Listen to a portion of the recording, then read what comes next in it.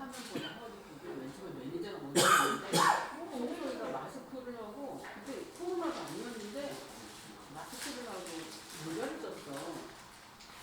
겨울이었는데 그 변호사랑 같이 온 것 같더라고.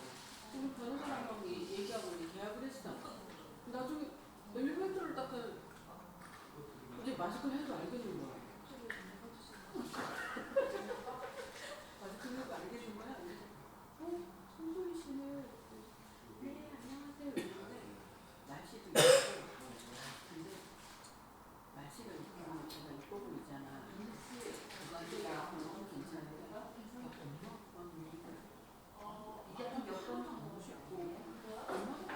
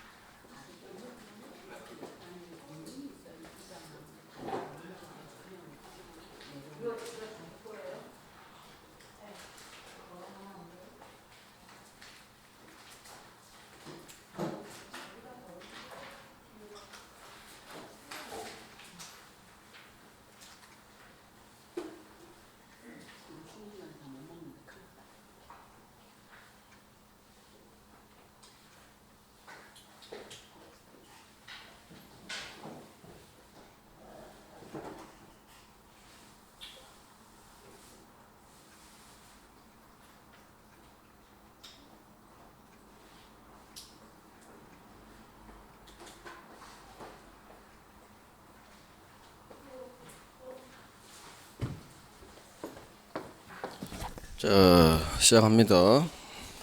인문서 보세요. 인문서 입문서로 해야겠어.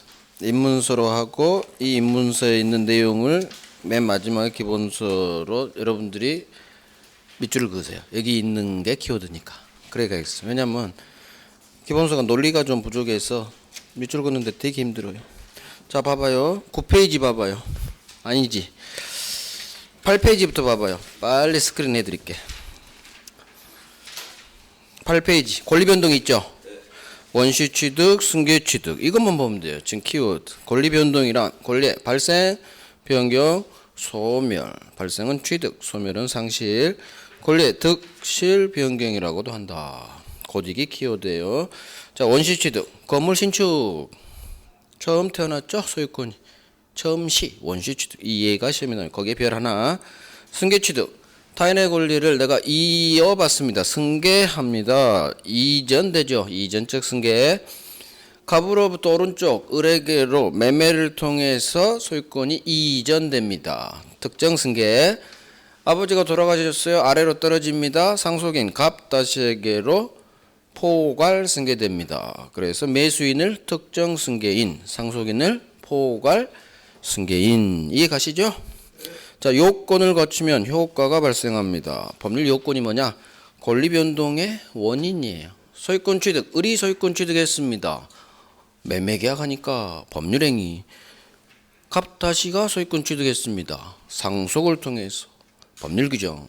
그래서 법률 요건에는 권리 변동의 원인이죠. 같은 말. 소유권 취득 원인 두 가지. 법률행위, 법률 규정.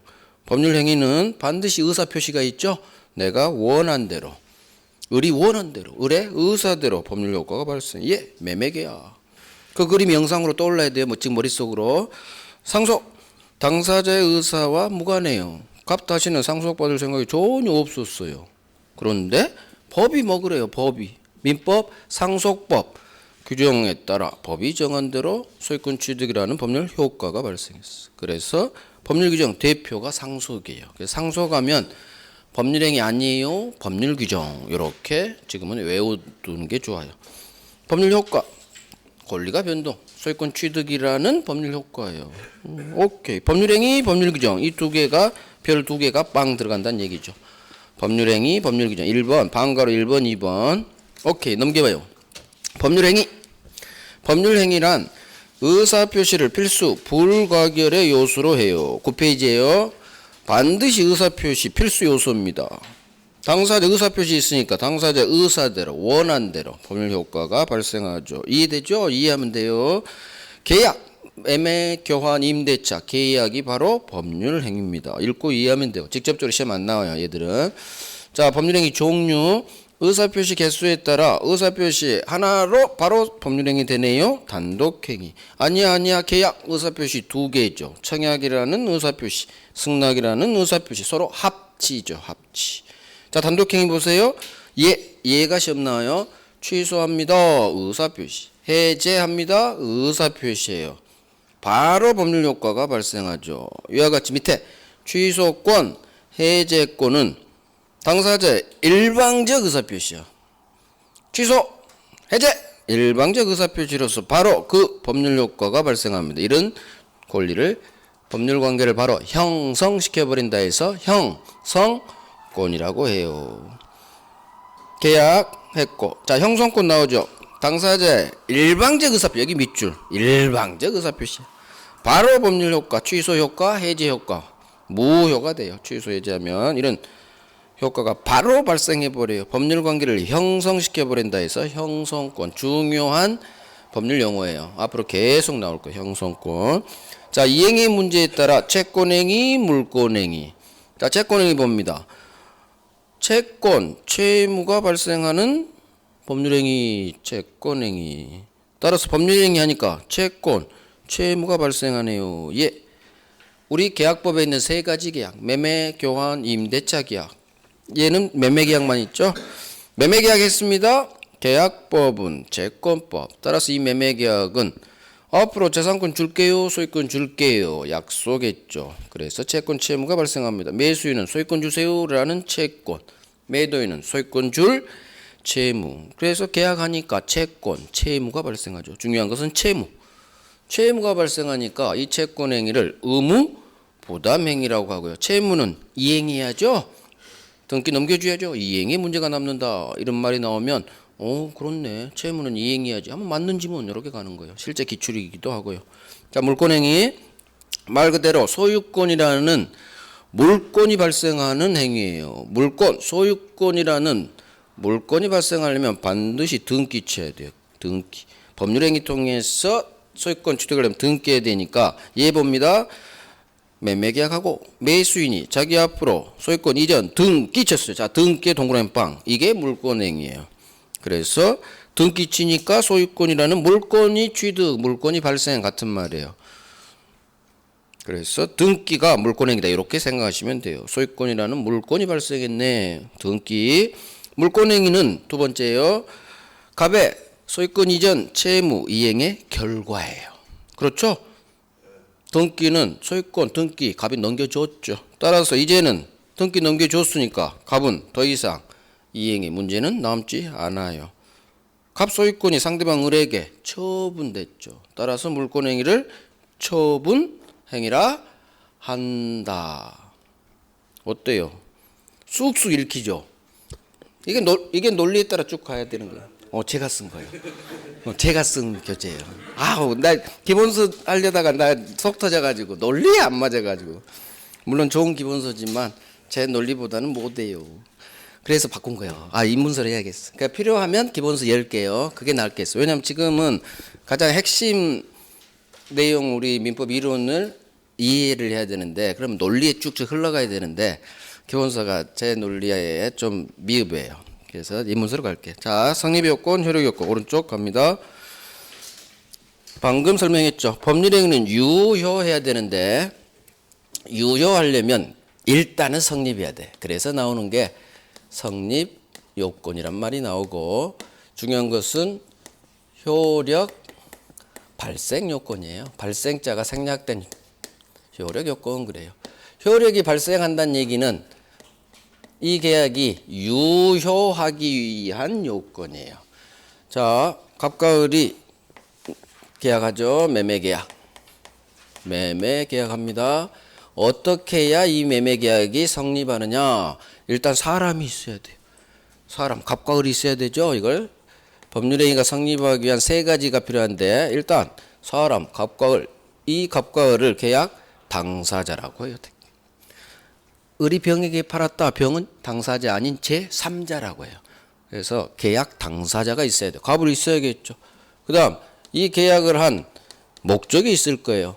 당사자 갑과 을은 이 매매 계약을 한 이유가 있을 거예요. 이게 목적, 이유. 을은 이 아파트 소유권을 취득할 목적이 있고요. 갑은 내 아파트 팔아서 5억을 받을 목적이 있는 거예요. 이게 당사자 다음에 있는 법률 행위를 하게 된 이유, 목적이. 그다음 가장 중요한 반드시 법률 행위가 되려면 의사 표시가 있어야 되죠. 그래서 청약이라는 의사 표시와 승낙이라는 의사 표시 이게 서로 합치됐을 때 계약이라는 법률 행위가 성립하는 거예요. 당사자, 계약 당사자 있죠? 일방 합쳐서 쌍방 당사자 그래요. 당사자 있어야 됩니다. 사람 있어야지. 계약이 성립하려면 법률행위가 성립하려면 갑을 있어야 되겠고 당연히 계약을 한 이유가 있을 거고 이걸 목적이라고 그러고 법률행위 계약이 되려면 반드시 의사표시는 있어야 되니까 이 세 가지가 계약과 같은 법률행위의 성립 요건이에요. 자, 시험에 직접적으로 안 나와요. 이게 나와요. 이제 여기서부터 중요해요. 그러면 갑과 을이 매매 계약을 체결했는데 얘가 등기 쳐서 소유권을 완전하게 확보하려면 소유권 완전히 확보하려면 이 매매 계약은 유효해야 돼요. 그래야 소유권 취득이라는 힘이 전국적으로 계속 유지되는 거예요. 그러려면 이 계약이 법률행위가 유효가 되기 위한 몇 가지 요건을 통과를 해야 돼요. 그래야 유효가 돼. 그래서 먼저 당사자에 관해서 갖춰야 될 요건이 있고 계약, 법률의 목적에서 유효가 되기 위한 요건이 있고 의사표시도 무효로 되지 않기 위한 요건이 있는 거예요. 당사자 능력 두 개가 있어야 돼. 갑과 을은 이 계약이 유효가 되려면 능력 두 개가 있어야 되는데 의사 능력이 있어라 법률 행위 능력이 있어라. 이 두 가지 능력이 있어야 이 계약은 유효가 돼요. 능력이란 게 뭐냐? 돈 많이 벌면 능력이 있겠죠. 하지만 법에서 능력은 할 수 있는 자격, 이런 거 몰라야 돼. 어쨌든 의사 능력은 뭐냐? 갑과 을이 이 계약을 하는 데 있어서 이 계약이 어떤 의미를 갖고 있는지 판단 능력을 말해요. 사리 분별 능력, 판단 능력 중요하잖아요. 의사 능력이라는 말은 당사자에 관한 요건이에요. 갑과 을 사람이 내가 지금 어떤 계약을 하는데 이 계약이 무슨 의미인지 판단할 수 있는 능력이에요. 내가 5억 주고 사는구나. 을은 이런 판단 능력이 있어야 되고, 갑은 5억을 받고 내 아파트를 내가 팔고 있는 거구나. 이게 계약하고 있는 내가 알 수 있는 기본적 능력이 있어야겠죠. 자, 그럼 반대. 우리 시험에 이제 반대가 나와. 판단 능력이 있어야 되는데 이와 같은 판단 능력이 없는 사람이 있어요. 의사 능력이 없다. 의사 무능력자 그래요. 판단 능력이 있어야 되는데 판단 능력이 없어요. 대표적인 게 치매 노인이에요. 자, 할아버지가 치매에 걸리셨어요. 그러면 치매에 걸리시면 정신 없잖아요. 치매 노인이 계약하면 돼요, 안 돼요? 안 되죠. 막 10억짜리를 가져 무상 증여해버리고 10억짜리 1억에 팔아버리고 판단 능력이 없으니까 자기가 무슨 짓을 하는지를 모르는 사람, 치매 노인이에요. 이런 사람이 의사 능력이 없다고 그래요. 그러면 치매 상태에서 자기 재산을 10억짜리 아파트를 누군가에 공짜로 줘버려. 이게 증여 계약이에요. 계약했죠. 법률행위. 효력 인정하면 돼요, 안 돼요? 안 될 거요. 치매 상태에서는 자기가 지금 무슨 짓거리를 하는지를 모르기 때문에 얘가 계약 법률행위를 했다고 해서 그 효력을 인정해 주면 안 돼요. 그래서 의사 무능력자의 법률행위는 효력을 인정하면 안 돼요. 그래서 무효가 돼요. 자, 근데 문제는 치매 상태에 있다, 치매 상태에 없다.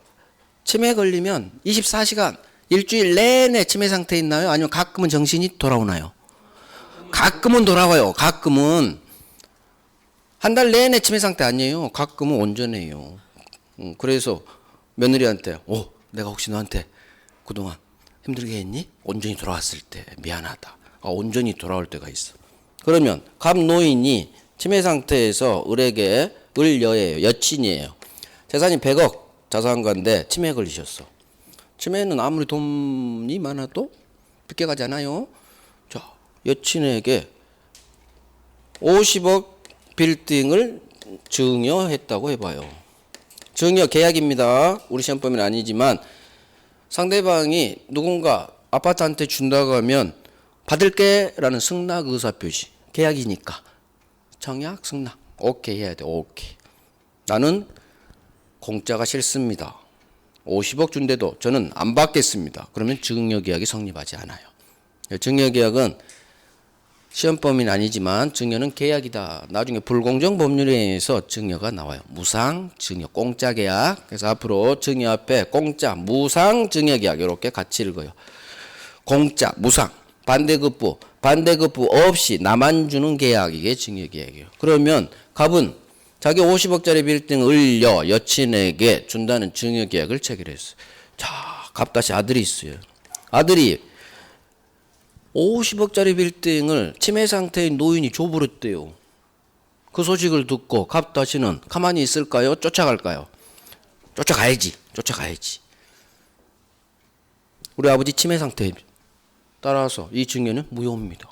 그러면 등기가 넘어가 있어도 증여가 무효면, 의사 무능력을 이유로 무효면 등기도 무효. 그러면 돌아오게 돼요. 되찾을 수 있어. 자, 그러면 쫓아와서 아버지 치매 상태 아시죠? 돌려주세요 한 거예요. 을려는 또 가만히 안 있죠. 아들, 이분이 나한테 증여할 때 정신이 아주 또렷했어요. 그때는 정신이 얼마 또렷했는지 몰라요. 비록 치매 상태이지만 나한테 증여할 때는 정신이 온전한 상태였다. 원료는 이걸 입증해 버립니다. 자기 친구들 10명을 동원해요. 판사님 10명 말해. 그때 정신 또래됐다고. 그러면 또래한 거야. 10사람이 거짓말 치면요 판사는 넘어가게 돼 있어요. 왜? 이 사람은 입증을 못해. 진단서만 있지 그 진단서가 증여할 때 치매 상태였다는 걸 보장을 못해요. 왜? 치매 상태는 가끔 정신이 온전한 상태가 있거든. 그러면 이 사람은 입증을 못하고 이 사람은 입증을 할 수가 있어. 거짓 증인을 동원해서. 그래서 재판은 왜곡될 수가 있어요. 판사가 잘 판단해야 돼. 이 친구들의 증언을 토대로 앞뒤가 맞는지 거짓말인지. 근데 거짓말을 얼마나 잘하는지 판사도 판단 못해요. 진짜. 그래서 증언은 사람들 잘 안 믿어. 거짓말 워낙 많이 하니까. 서증이 최고예요. 서증, 서류 한 장이 100사람 증언보다 훨씬 효과적이에요. 근데 서류가 없지. 그러니까 이제 증인의 증언으로 판단할 수밖에 없는 거예요. 그래서 서증이 증거의 왕이에요. 서류가 없으니까 사람을 동원하는 거예요. 인증, 증인의 말은 재판에서 보조적 수단이에요. 가장 중요한 것은 서류예요, 서류. 그래서 우리가 서류 쓰는 거예요. 계약서, 매매 계약서 쓰고. 왜? 100사람이 계약 체결했다고 해도 서류가 없으면 판사는 제3자잖아요. 서류가 없으면 사람 말은 워낙 거짓말을 사람들이 동원할 수 있잖아요. 자기 유리하게.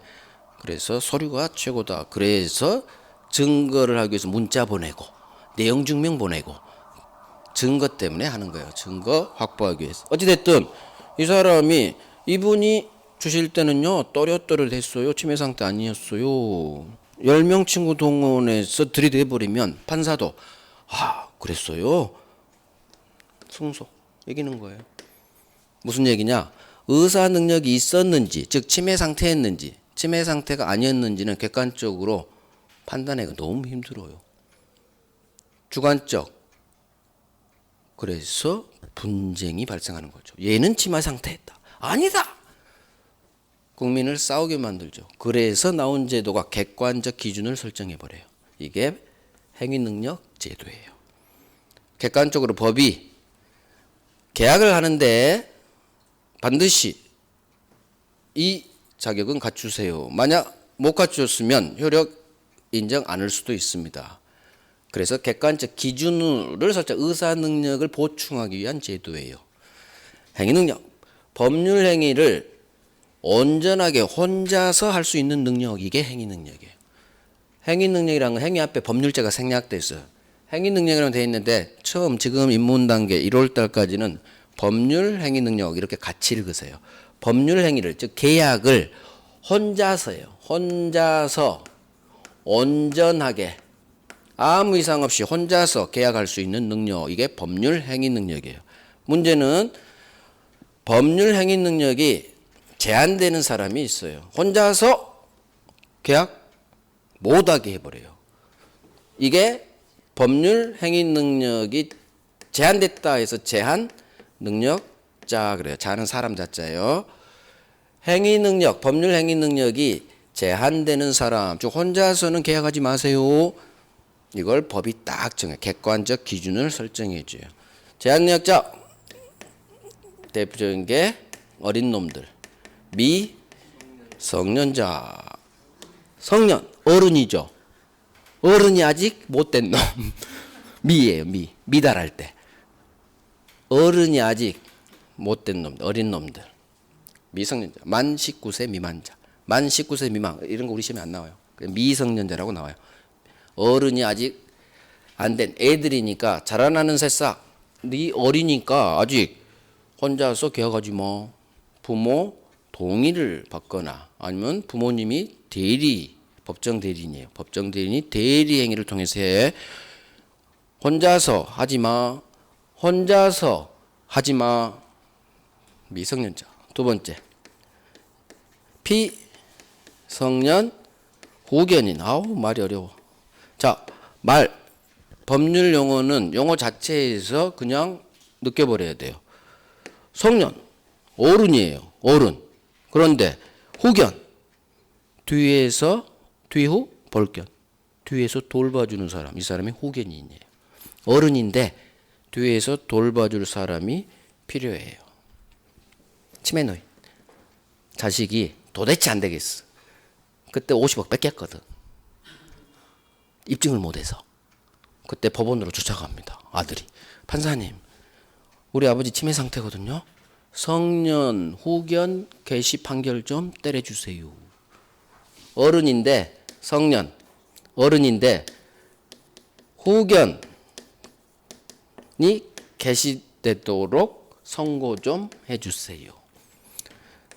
어른인데 후견이 개시되도록 판결문 좀 때려주세요. 이게 성년 후견 개시 판결이에요.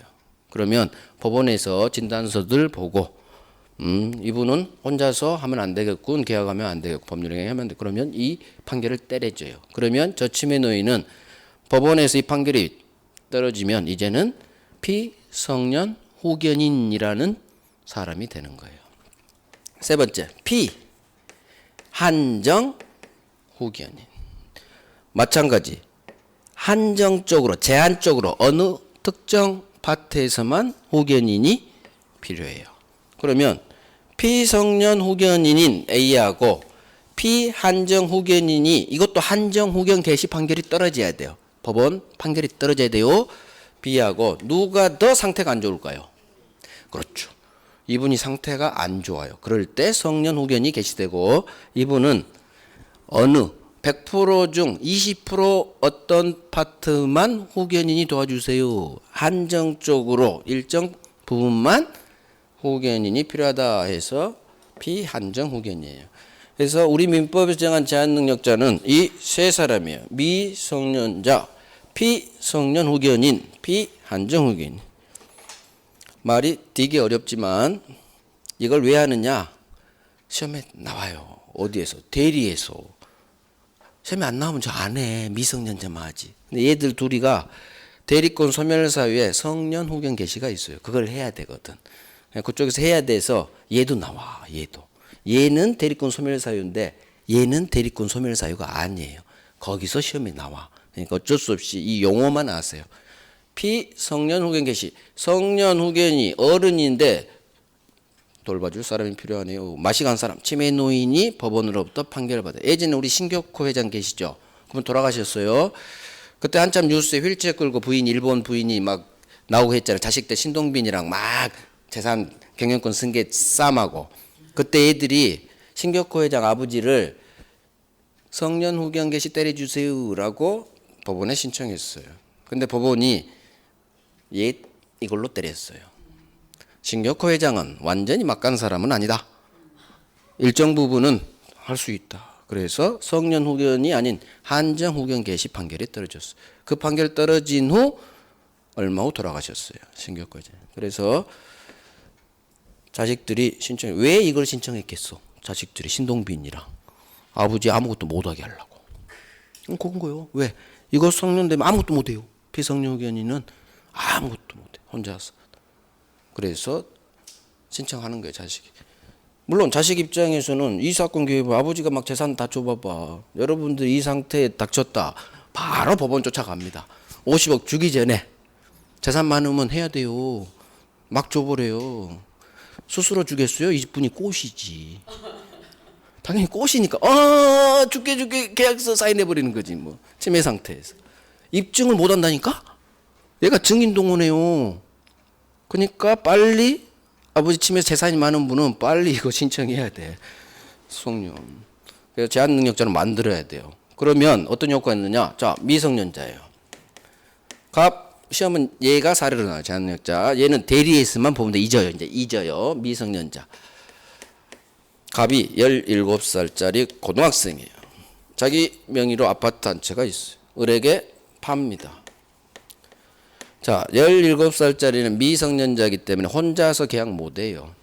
계약하려면 자기 부모님, 법정 대리인이죠. 부모님 동의하에 계약하거나 아니면 부모님이 직접 대리로 팔아야 돼요. 당연히 문제가 되려면 동의받지 않고 팔았겠죠. 우리 시험은 무조건 동의 없이 팔아요. 왜? 동의받고 팔면 문제가 안 되잖아요. 그래서 우리 시험은 17살짜리 미성년자가 부모 동의 없이 을에게 팔았다. 이런 식으로 사례 문제가 나와요. 자, 그러면 을 앞으로 등기까지 넘겨줬어요. 계약은 항상 5월 1일, 등기는 2달 후 7월 1일. 문제는 오늘이 8월 5일. 상대방에게 아파트도 넘겨주고 얘가 살고 있고 등기까지 치고 있습니다. 자, 8월 5일 날 부모님이 아들이 부모 허락 없이 지 명의 아파트를 판 사실을 부모님이 알게 됐어요. 그럴 수 있잖아요. 자, 부모님이 아들한테 너 왜 우리 허락 없이 네 마음대로 팔았니? 그렇게 혼을 냅니다. 겉비리니까. 부모 말 들어야지. 미성년자는 부모 말 들어야 돼요. 왜 우리 허락 없이 팔았니? 혼을 냅니다. 자, 그럴 때 이게 5억짜리 아파트인데 갑이 만약에 10억에 팔았다고 해봐요. 그러면 일단 이것부터 미성년자 제한 능력자가 계약 법률 행위를 했어요. 유효일까요? 무효일까요? 일단 유효예요. 의사 무능력자하고 달라요.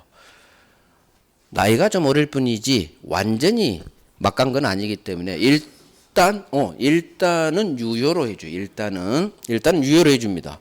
이 매매 계약은 힘이 있어요. 그래서 소유권 주세요. 채권 발생하고 등기 소유권 취득합니다. 그런데 부모가 계속 몰랐다거나 그러면 그냥 쭉 이 상태로 가겠죠. 알게 됐다는 얘기죠. 물어봅니다. 얼마에 팔았니? 하니까 10억이요. 그러면 5억짜리를 내 아들이 10억에 팔았어요. 물론 야 임마 20억 뛸 텐데 왜 팔았니? 할 수도 있겠지만 그래도 잘 팔았죠? 그러면 이 계약을 없앨 필요는 없을 거예요. 2배 주고 팔았으니까. 그러면 부모님은 그냥 놔둡니다. 놔둬요. 굳이 없애잖아. 하지만 5억짜리를 1억에 팔았다 만약에 그러면 부모님은 가만히 있을까요? 5억짜리 1억에 아들이 팔았어요. 그러면 가만히 있지 않겠죠. 그럴 때 이쪽 제한 능력자 미성년자 쪽 이쪽에서 부모님이든 이놈이든 찾아옵니다. 을을 찾아와서 야 을 얘가 17살 미성년자야. 그럼 을은 그러죠. 아닌데 겉보기에 30살 같이 보였는데 그럴 수 있죠. 노안. 그러니까 샀겠죠 얘는. 아니요. 주민증 보여줘요. 얘 17살짜리야. 맞지? 얘가 17살짜리였어요? 그러는 거예요. 얘는 5억짜리를 1억에 샀으면 잘 산 거예요? 못 산 거예요? 잘 샀죠. 얘는 잘 살았다는 얘기는 반대쪽은 잘못 팔았다는 얘기지. 너무 싸게 판 거죠. 이해가 대립돼요. 이쪽이 이 매매 계약 취소합니다. 라는 의사표시를 쏘아버려요. 우리 아들이 미성년자야. 미성년자 법률행위는 일단은 유효지만 불리하다 싶으면 취소할 수가 있어요. 그래서 우리 민법에서 정한 취소 사유가 3가지인데 첫 번째 취소 사유가 여기서 나와요. 제한능력자 법률행위 취소. 자, 그러면 을은 가만히 안 있죠. 야, 부모, 안 돼. 이미 내가 이사 들어가고 등기까지 했는데 이제 와서 뭐 1년 후라고 만약 쳐봐요. 1년 후에 찾아와서 취소한대요. 그럼 상대방 입장에서는 황당해요. 왜 진짜 얘가 어른같이 보였거든. 황당합니다. 안 돼. 반대합니다. 그래도 소용없어요. 왜? 아까 했죠. 취소합니다. 의사표시 쏘아버리면 바로 취소돼 버려요. 얘 동의 필요 없어요. 이게 당사자의 일방적 의사표시만 있으면 바로 취소 효과가 발생하는 형성권이라 그래요. 즉 취소와 같은 형성권은 상대방 동의 필요 없다. 시험에 이게 나와요. 상대방 동의 필요 없어요. 그냥 취소 하면 끝나버려요. 취소되면 이때 취소했죠? 거슬러 올라가서 무효로 바뀌어버려요. 이 계약이 처음부터 소급 무효가 돼요. 취소 효과는 계약 체결한 2달 전으로 3달 전으로 돌아가서 5월 1일자로 무로 바뀌어버려요. 무로. 취소 효과는 소급 무효. 무효가 되면 얘 1억 받았죠? 1억 받았죠? 얘는 등기 받았죠? 인도 받았죠? 무효가 되면 아까 했죠? 채권도 없고 채무도 없고 물권, 소유권 변동도 일어나지 않아요. 이거 외워요. 나중에 저 무효 파트에서 토지거래 허가 법률 관계가 나와요. 이걸 알아야 거기 판례가 쫙 이해가 가요. 채권도 없다는 얘기는 주세요 할 권리도 없고 줄 채무도 없고 소유권 등기가 을에게 넘어갔어도 소유권 변동 효력도 없어. 즉 무효는 진짜 아무런 효력이 없어. 그러면 아직 이행하기 전이라면 이행하기 채무죠. 채무를 서로 이행하기 전에 밝혀졌어. 그러면 이 채무가 없기 때문에 이행할 필요가 없죠. 채무가 없으면 채무를 이행할 필요가 없게 돼요. 두 번째, 이미 줬어. 이행한 후 무효 또는 취소가 됐다고 해요. 이미 상대방이 뭔가를 준 거죠. 지금 이 사건. 1억 줬죠. 애한테는 키 줬죠. 등기 줬죠. 그러면 이 매매가 무효든 취소로 무효가 됐든 무효잖아요. 그러면 서로 받은 것은 이제 전에는 유효를 전제로 받았는데 지금은 무효가 돼버렸잖아. 취소로. 따라서 얘 받은 것들은 법률상 근거가 상실돼 버렸어요. 바닥이 원인이 무너져 버렸으니까. 이걸 법률상 원인이 없어졌다고 그러고 이걸 부당이득이라고 해요. 부당한 이득이 돼버려요. 서로 받은 것들은 서로 부당한 이득, 등기 부당한 이득, 현재 인도받아서 사는 거 부당이득. 그래서 서로 준 게 있다면 엄청 중요해. 이거 서로 이행 받은 결과물들은 부당이득이 되어서 서로 돌려줄 반환할 채무가 상호간에 발생해요. 부당한 이득을 내가 갖고 있을 수는 없잖아요. 그래서 서로 받은 것은 얘는 등기 돌려주고 키 돌려주고 얘는 1억 돌려주고 서로 받은 것은 돌려줄 채무. 이게 앞으로 우리가 어마어마하게 들을 부당이득 반환 의무예요. 우리 시험범위 아닌데 시험에 되게 잘 나와요. 우리 교재에도 많이 써져 있고 부당이득 반환. 이건 안 나와. 이행하기 전에는 이거 이행한 게 있다. 이행 후다. 상호간에 받은 것은 부당한 이득이 돼서 서로 간에 돌려줄 의무가 있다. 그래서 서로 받은 거 돌려줘요. 얘 1억 받았죠? 1억 돌려주고 얘 등기 돌려주고. 여기서 한 가지 팁. 나중에 배우겠지만 우리 법은 제한능력자를 보호해줘요. 제한능력자. 어린애 보호해주고요. 치매 상태 노인 보호해주고요. 그래요. 제한능력자는 부당이득 반환할 때 현존 이익만 반환하거든요. 그냥 나중에 해도 되는데 한번 얘기해 볼게. 얘는 아파트 키 넘겨줘야 되고요. 등기 말소해야 돼요. 자, 얘는 1억 돌려줘야 되죠. 근데 얘가 이 1억을 이태원 가서 술 먹어버렸어요. 도박해버렸어요. 돈이 없죠. 그러면 얘는 안 돌려줘도 돼요. 얘만 죽는 거야. 1억을 날린 거예요. 이게 뭐냐? 제한능력자는 부당이득 반환할 때 현재 존재하는 현존이익만 반환한다라는 법 조문에 따라서. 그래서 돈 받은 걸 지가 써버리면 1억 돈 받은 거 현재 존재해야 돼. 근데 술 마셔버렸죠? 현재 존재하는 1억이 없잖아요. 안 돌려줘도 돼. 이게 제한능력자고 거래한 상대방은 이런 어마어마한 피해를 받을 수 있어요. 그래서 조금 어리다 싶으면 반드시 주민증 봐야 되고 동의서 갖고 오라고 해야 돼요. 그렇지 않으면 큰일 나요. 미성년 곧비리하고 계약하면 이런 난리가 나버릴 수 있어요. 자기는 돌려줘야 되지만 내가 얘한테 준 1억은 못 받을 수가 있어요.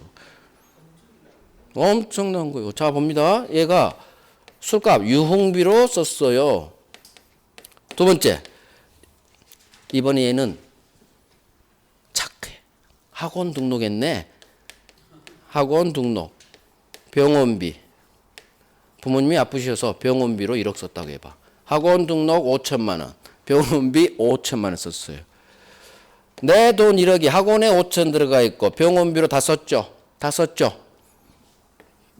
빚내서 돌려줘야 돼요. 나 돈 없는데 판사님? 아니야. 너는 돌려줘. 대법원 판례예요. 아주 잘못된 대법원 판례. 미친 대법원 판례. 잘못된 대법원 판례. 무슨 얘기냐? 미성년자가 받은 돈을 유흥비로 날려버리면 안 돌려줘도 돼. 근데 좋은 데 쓰면, 생활비로 쓰면 현준 이익이 있다고 봐서 돌려주래요. 그런 미친 판결이 어디 있어. 그러니까 미성년자는요 무조건 술 먹는 거요. 지가 거래했죠. 좋은 데 쓰면요 나중에 돌려줘야 돼. 근데 술 먹으면 안 돌려줘도 돼요. 그게 대법원 판결이에요. 대법원 판례. 그 대법원 판례가 아주 잘못된 판례예요. 안 바뀌어. 이상해. 이런 말이 돼요? 아니 좋은 데 쓰면 안 돌려주고 술 먹으면 너 돌려줘. 바뀌어야 돼. 대법원 판례가 아예 결론이 바뀌어야 돼. 아니면 똑같이 안 돌려주게 하든가. 그 판례는 나는 이해를 못한 판결이에요. 아주 이상한 판결. 그래서 미성년자들 하여금 부모 동의 없이 판 그 돈 받은 것은 무조건 술 먹게 만드는 대법원 판례. 왜? 술을 먹어야지 안 돌려주거든. 나중에 이런 일이 취소하고. 자기는 안 돌려주고 상대방 내 물건은 돌려받는다는 얘기요. 이거 장난칠 수 있어요. 범죄를 만드는 거예요. 대법원이. 이 판례를 통해서. 물론 우리 시험에 딱 한 번 나왔는데 중요하진 않아요. 그냥 상식적으로. 지금 입문 단계니까. 아주 잘못된 대법원 판례예요. 왜 술 마시면 안 돌려도 되고 왜 좋은데 부모님 치료비로 쓰면 만들어서 빚내서 담보대출 이렇게 해서 돌려달라는 거야. 그런 대법원 판례를 때린 그 대법관이 나는 이해가 안 간다는 얘기지. 애를 술 먹게 만들잖아. 도박하게 하고. 응? 그 판례가 빨리 변경돼야 돼요. 근데 판례 변경이 안 돼. 물론 이유는 있어. 이건 뭐 들어갈 돈 대신 들어간 거니까 현존이 있는 것 같다. 그딴 식으로 표현을 하는데 에이 바뀌어야 돼. 그러니까 혹시 뉴스 보면 애들 나오고 변호사가 나와서 얘들 유흥비로 다 썼습니다. 그런 인터뷰 볼 거예요. 왜? 유흥비로 써야 안 돌려주거든. 유흥비로 써야. 좋은 데 썼어야 하면 돌려줘야 돼요. 우리 좋은 데 써서 착하네요. 그렇게 인터뷰 안 해요. 왜? 이놈을 나쁜 놈으로 만들어야 돼. 술 먹고 노름하고 그래서 다 썼어요. 나쁜 놈으로 만들어야지 안 돌려주거든. 대법원 판례 때문에. 아주 앞으로 공부할 우리 대법원 판례가 이제 쭉 나오는데 몇 개는 아주 잘못된 판결들이 있어요. 대법원 판례라고 다 옳지 않아요. 1년에 대법원 판례가 변경되는 게 수백 개예요. 전에는 A라고 했는데 B로 바꿔버려요. 그걸 대법원 판례가 변경됐다고 하는데 해마다 1년에 수백 개씩 바뀌어. 그 이유가 뭐냐? 전에 판례가 잘못됐거든. 대법관이 바뀌죠? 6년에 한 번씩 바뀌어요. 내가 들어와서 보니까 전에 대법관이 내가 이해가 안 가는. 만약 제가 대법관이 됐다 그럼 이거부터 바꿔버릴 거야. 즉 전에 판례가 잘못됐어. 그렇게 바뀐 게 1년에 수백 개예요. 1년에. 그래서 대법원 판례라고 해서 절대적이지 않아요. 잘못된 판결도 꽤 있고요. 빨리 변경돼야 될 판례도 꽤 있어요. 그래서 나중에 중간중간 이 대법원 판례 좀 문제 있지 않아요? 그런 판례를 제가 몇 개 얘기해 드릴게요. 그러면 여러분들은 기억이 훨씬 잘 나요. 문제 있네. 그럼 기억이 잘 나겠죠? 물론 시험에 나오는 걸로. 오케이. 자, 이제 정리할게요. 거기 갑니다. 성립요건. 당사자, 목적, 의사표시가 있어라. 이게 세 가지. 생각해보세요. 갑과 을, 사람, 당사자 있어야 되죠. 얘들이 계약한 법률행위 목적이 있겠죠. 그 다음 의사표시 반드시 필수였어. 이게 직접적으로 시험 나오잖아요. 이제 효력요건, 유효요건이 중요합니다.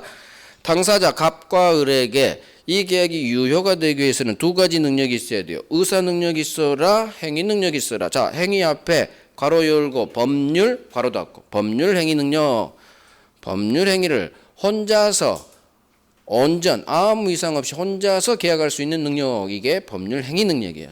자, 이제 반대가 우리 시험에 나와요. 의사 능력이 없는 놈, 의사 무능력자. 당연히 판단 능력이 없기 때문에 얘 법률 행위는 바로 무효로 봐버립니다. 하지만 제한 능력자는 바로 무효로 본 게 아니라 취소, 일단은 유효지만, 자, 취소의 동그라미 빵, 여기에 별 3개 들어갈 거예요.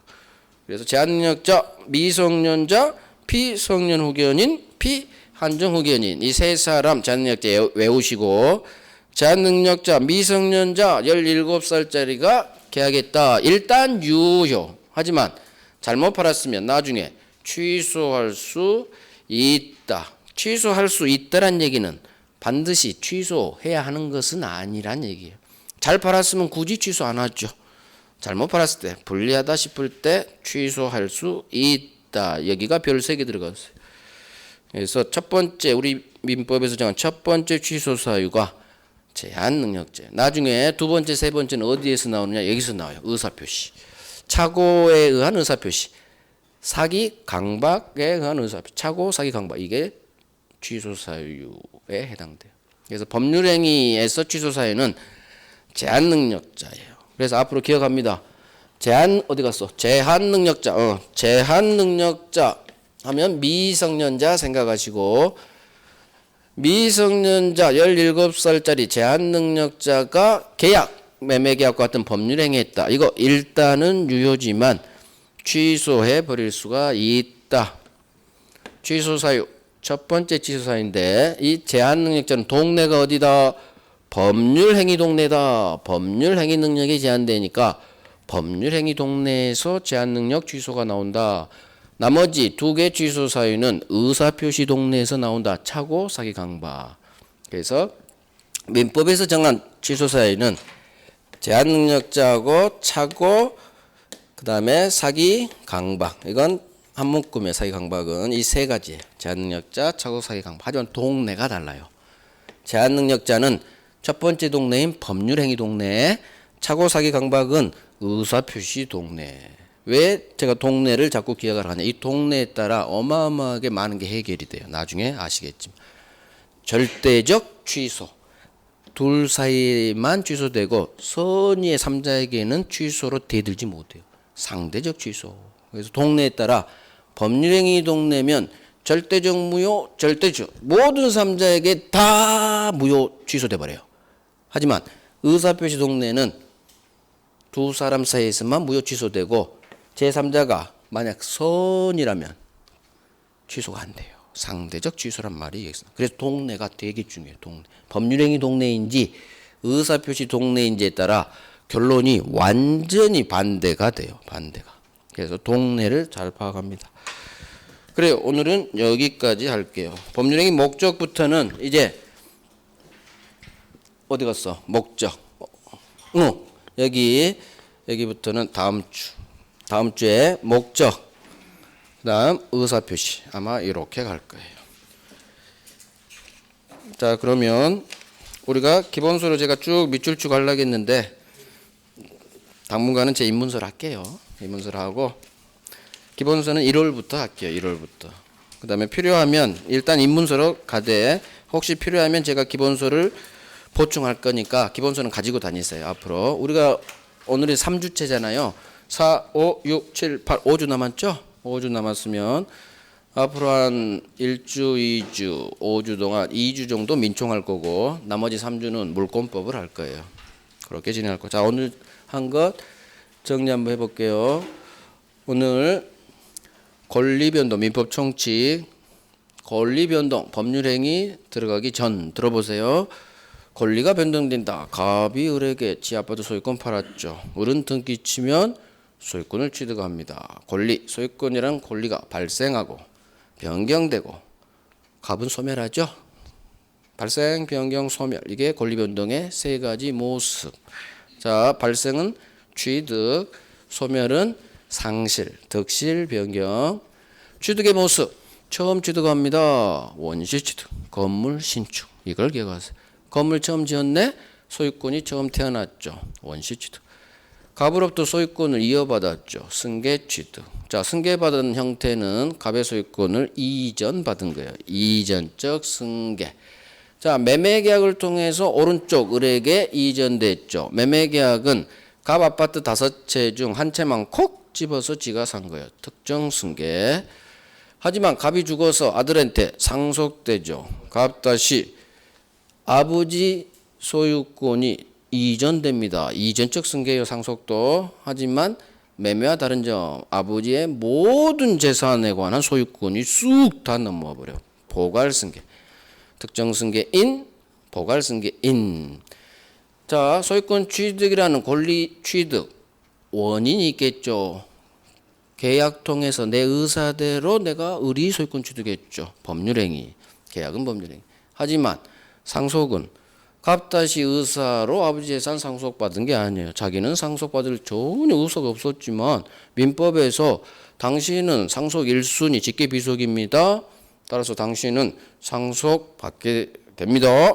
법 규정, 민법 규정, 기타 다른 법 규정에 따라 소유권 취득이라는 법률 효과가 발생한 거예요. 그래서 권리 변동이 일어나는 원인, 법률 요건이라고 하는데 이 권리 변동이 일어난 원인에는 내가 원해서 의사대로 효과가 발생하는 법률 행위, 오른쪽에 내 의사와는 무관하게 법이 정한 대로 법률 규정, 이 두 가지가 있다. 자, 이제 법률 행위 들어가요. 법률 행위 종류 봐야 되고 성립 요건, 효력 요건 봐야 되고 목적 이거 봐야 되는데 종류 의사표시 개수에 따라 의사표시 하나다 단독행위, 의사표시 2개가 있어야 법률행위가 됩니다. 계약, 청약이라는 의사표시, 승낙이라는 의사표시가 서로 짝짝꿍 합치됐을 때 계약이라는 법률행위, 의사표시 2개. 단독행위, 의사표시 하나만 있으면 걔가 바로 법률행위가 돼버려요. 의사표시 이꼴 법률행위가 돼버리는 거예요. 취소합니다.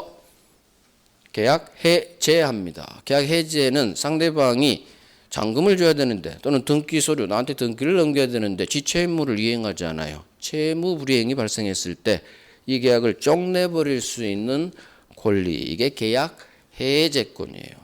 해제합니다. 바로 효과 발생.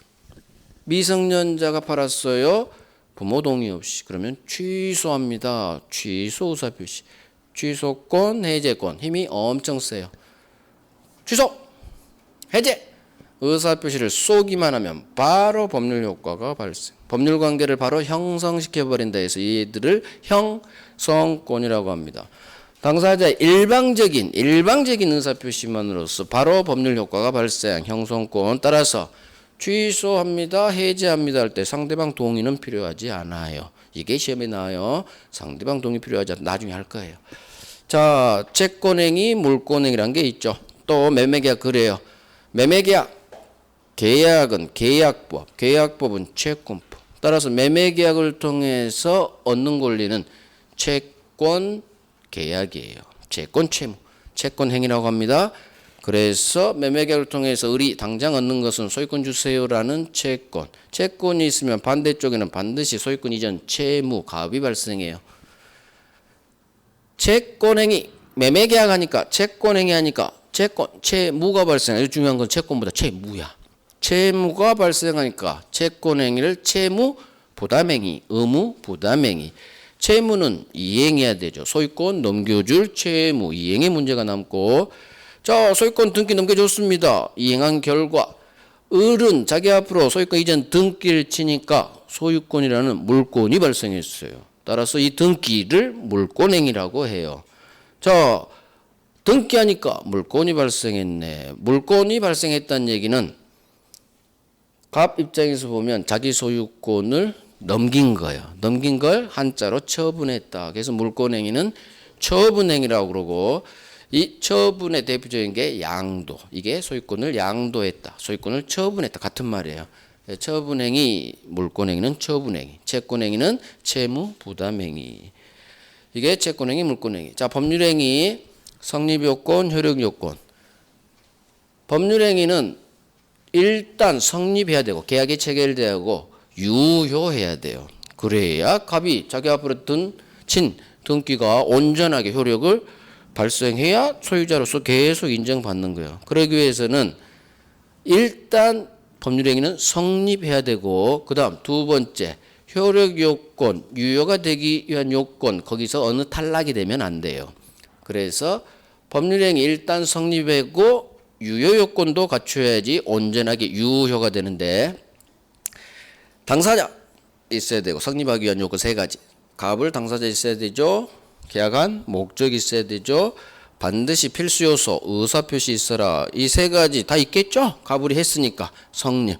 그 다음 효력 요건을 통과해야 돼요. 통과하지 못했다. 그러면 무효가 되거나 유효지만 취소할 수 있는 문제가 발생해요. 그래서 당사자에 관한 유효 요건이 있고 목적에 관한 효력 요건이 있고 의사표시에 관한 효력 요건이 있는데 일단 오늘은 당사자 갑각을 사람은 반드시 계약과 같은 법률 행위를 할 때는 능력 두 개가 필요해요.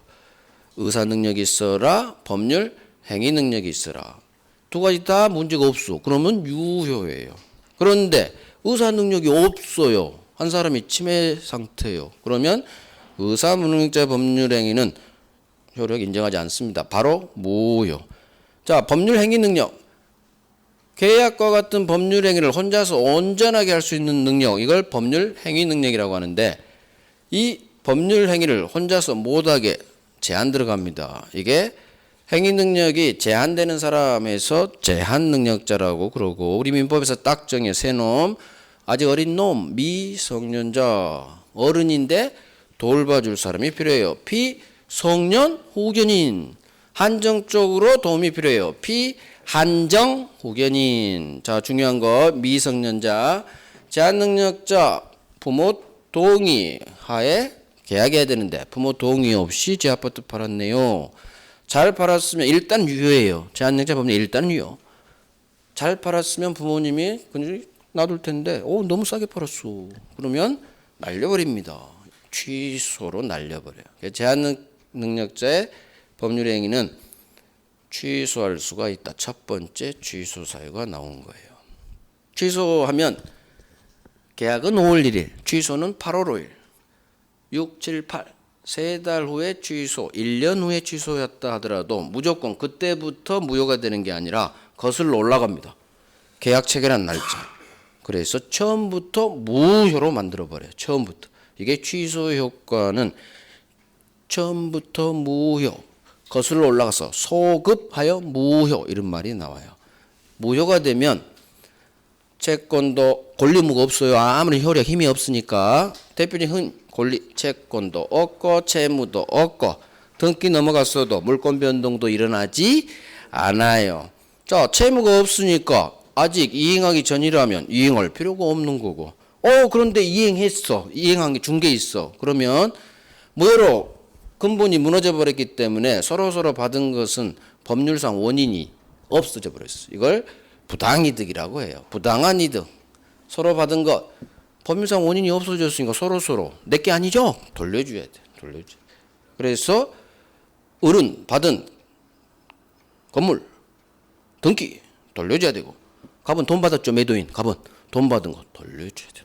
이게 상호간에 부당이득 반환 의무가 있다. 무효의 효과예요. 엄청 중요하고 앞으로 계속 부당이득 반환 청구할 수 있느냐 없느냐 부당이득 반환 청구할 수 있느냐 없느냐가 앞으로 우리를 계속 힘들게 해요. 민법 총칙부터 특별법까지 나와. 부당이득 반환 청구할 수 있다 없다. 그래서 우리 시험 범위는 아니지만 부당이득이 되게 중요해요. 되게. 그래서 나오는 데서 하나씩 해결할 거예요. 기본 무효 효과. 이미 이행했다 그러면 서로 받은 건 부당한 이득이 돼서 내게 아니니까 서로 돌려주자. 이것만 기억하면 돼. 서로 돌려주자. 그래요. 오늘 여기까지 하고요. 다음 주에 법률행위 목적 아주 중요하네요. 거기서 반사회 불공정이 뭔지 개념만 볼 거고 그다음에 의사표시 문제 있는 의사표시 볼 거고 그렇게 가면 아마 다음 주가 끝날 거예요. 대리까지는 아마 못 들어갈 거예요. 다음 주 의사표시까지 해도 충분해요. 그래요. 수고하셨습니다. 다음 주에 봬요.